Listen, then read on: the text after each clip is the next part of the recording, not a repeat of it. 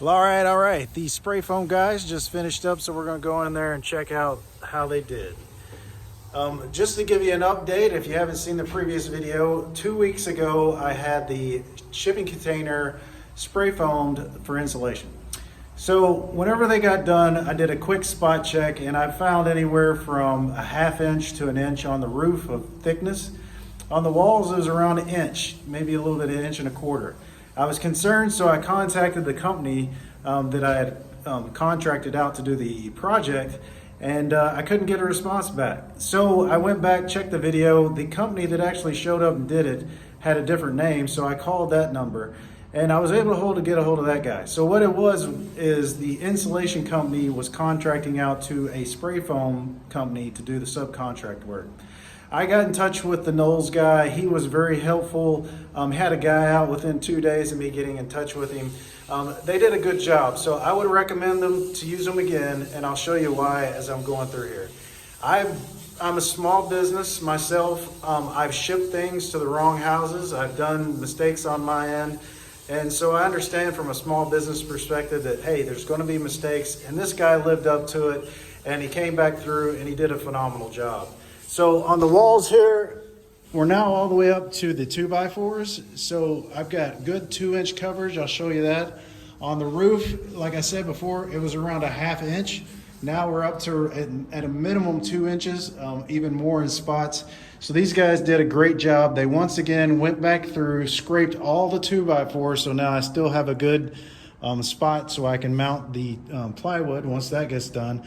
But it's just a really good job. This makes a huge difference. The spray foam, I'm so glad I went with this over just putting in the panels or putting in some batt insulation.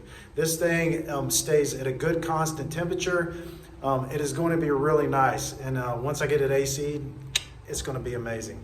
So I'll spot check one more spot here and just show you how things turned out. So if I pull out my screwdriver bit, so I've got, a good 2 to 3 inches worth of coverage here.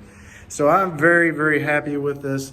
The guys came back out, had a great attitude about it. They fixed the issue. So I would recommend using Knowles again. If I got another container, I would probably call them back. There was an issue, miscommunication, because I was going through the original contractor, not just talking directly to the subcontractor. Once I got a hold of him, he was on it, got it fixed. So very happy with everything here.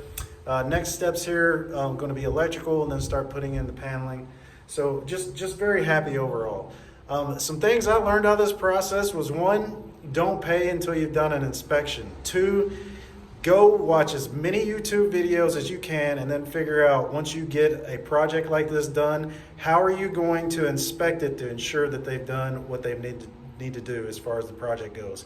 And then define the requirements up front whenever the guy shows up. So if you want a specific thickness, if you want the job done a specific way, walk it with the contractor and make sure that your requirements are defined up front. So once again, Knowles, thank you very much for getting all this straightened out. I'm very happy with the way everything turned out, and I'm really excited to get on to the next project. I'm about 2 weeks behind now.